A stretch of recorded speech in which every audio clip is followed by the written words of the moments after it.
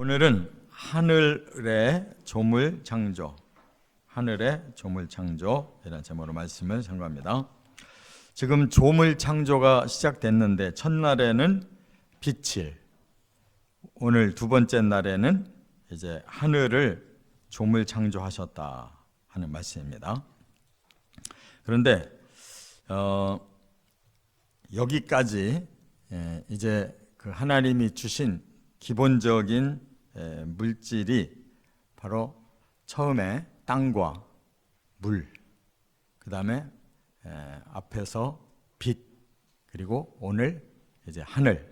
이 하늘은 공기를 말하는 거예요.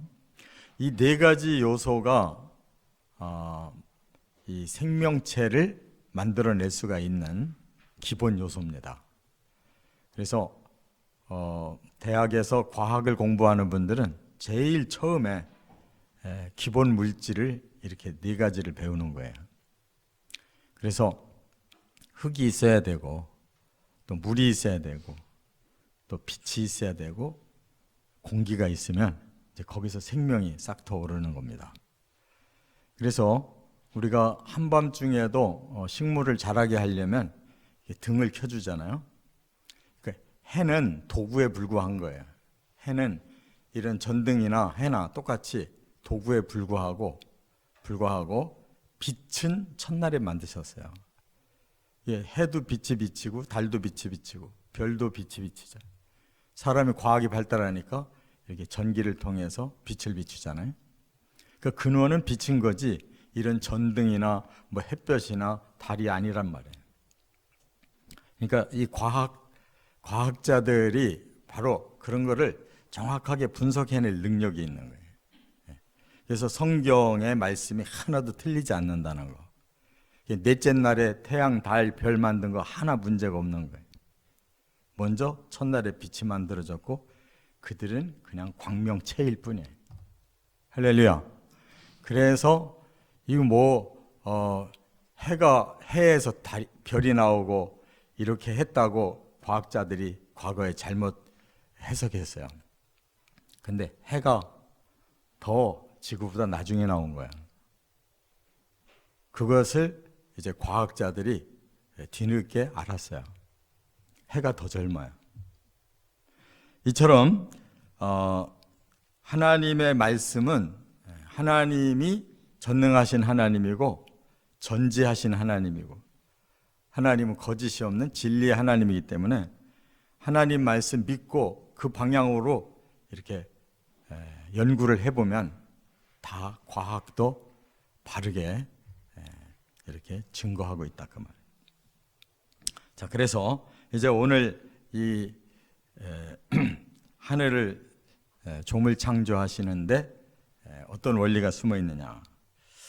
첫째, 6절에 보면 물 가운데서 궁창을 내셨다 그랬어요. 물 가운데 궁창을 내셨다. 이 말은 뭐냐면 앞에 1절에 보면 뭐라고 말씀했냐면 2절에 보면 뭐라고 말씀했냐면 흑암이 깊음 위에 있었다 그랬죠. 이 깊음이라는 단어가 아주 깊은 물을 말하는 거예요. 그러니까 이 지구를 물이 감싸고 있는 것을 의미하는 거예요. 거기에 이제 그 감싸고 있는 물의 수면에 성령이 또 감싸셨다 그 말이에요. 그런데 이 물에서 궁창이 나와요. 그 말은 뭐냐? 물 안에 공기층을 만드시니까 물이 아랫물이 있고 위에물이 있고 이렇게 나눠졌다는 거예요. 그래서 아랫물은 바다도 되고 강도 되고 샘도 되고 이런 물이 이 땅 속으로 이제 붙은 거고 위에물은 이제 하늘 위에 있는 거예요. 그것을 성경의 학자들은 두 가지로 해석을 해요. 하나는 홍수 때 하늘에서 물층이 다 쏟아져 내려왔다라고 보는 학자들이 있어요. 그렇기 때문에 이 고고학적으로 보면 이 물층이 이 하늘에 있을 때 이 기후가 아열대 기후가 돼서 아스파라가스 같은 이런 식물의 이파리가 지금은 조그만하잖아요. 근데 과거의 화석을 보면은 아스파라가스가 엄청나게 커, 이파리가. 그것은 역사 속에서 그 시대가 그렇게 가장 적절한 아열대 시대가 있고 빙하 시대가 있고 이렇게 이 지구의 환경이 많이 바뀌었다는 걸 알 수가 있단 말이에요. 그거는 화석에 찍혀 있으니까 그 거짓이 없는 거예요. 중요한 것은 이제 궁창이라는 단어인데 라키아라고 그래요. 근데 오늘 본문에 궁창을 뭐라고 불렀대요? 하늘이라고 불렀다잖아요. 예, 하늘은 샤마임이라고 그래요. 근데 이 하늘은 그 뒤에 보면 계속 공중이라는 단어로 써요. 공중에 새가 날고. 그 공중이 비밀 언어예요. 왜냐? 신약에 오면 이 공중을 이 아엘이라고 이렇게 부르는데 이것은 이제 영적인 의미를 포함하고 있어요. 여기 공중 세계. 이제 그거는 이제 뒤에 더 자세하게 말씀을 나눌 건데 우리 사람에게는 이것이 대기권이에요. 공기를 통해서 산소와 질소를 주는 곳인데 사람은 산소를 먹고 식물은 질소를 먹는 거예요. 그래서 서로 융화해서 선순환을 하는 것이 이 대기층이란 말이에요. 이것이 건강해야 세상의 생명력이 왕성한 거예요. 그래서 또 이 대기층에 하나님이 그런 광선을 굴절시켜 가지고 색을 구분하게 하신 거예요. 빨주노초 파남보는 이 광선을 굴절하는 데서 나오는 거예요. 우리가 어려서 학생 때도 그거 만들어서 집어넣고 안에 얼마나 이렇게 여러 색깔이 화려하게 나오나 해봤잖아요. 다 그게 광선의 굴절 원리란 말이에요. 그래서 이 세상이 그러한 이제 빛과 또 이런 하늘이 조화를 이룰 때 기가 막힌 형상들이 보이는 거예요. 할렐루야. 이거 하나님 그림 솜씨예요. 그냥 뭐 아무렇게나 만든 게 아니고 하나님이 그렇게 아름답게 자연 법칙을 만드셔서 기가 막힌 세계를 우리가 보고 사는 거예요. 제가 얼마 전에도 말씀드렸는데 제가 눈을 수술하기 전엔 침침해서 빛이 별로 밝질 않다. 우리 교회 저 외등이 빛이 어둡다고 느꼈거든요. 근데 수술하고 나니까 제 눈이 어두웠던 거고 빛이 그만하면 밝고 또 아주 컬러풀한 것이 다 생생하게 살아나잖아요. 이것이 바로 빛의 굴절이 이렇게 정확하게 보이면 그렇게 보이는 거예요. 이와 같이 하나님이 만드신 이 하늘의 세계는 상당히 아름답고 기가 막힌 원리가 있다 그 말이에요. 자, 두 번째 7절에 보면 궁창 아래 물과 궁창 위의 물로 나누셨다 그랬는데 이것이 이제 하늘에는 수증기와 구름으로 있잖아요. 그래서 비의 원리를 여기서 내시는 거란 말이에요. 적절하게 이 산야를 다 하나님이 조절하시기 위해서 이렇게 하늘 물도 있어요. 근데 이게 영적으로 이제 해석하면 우리가 이제 이 공중 세계로 올라가서 거기서 더 이제 가면 우주 세계잖아요. 우주 세계를 더 건너면 셋째 하늘이 올 거예요. 그런데 신령한 그 학자들은 그렇게 해석하기도 해요. 우리가 하나님의 나라로 들어갈 때 거기 보면 씻음 받은 자라고 그랬잖아요. 그래서 옷을 희게 했다.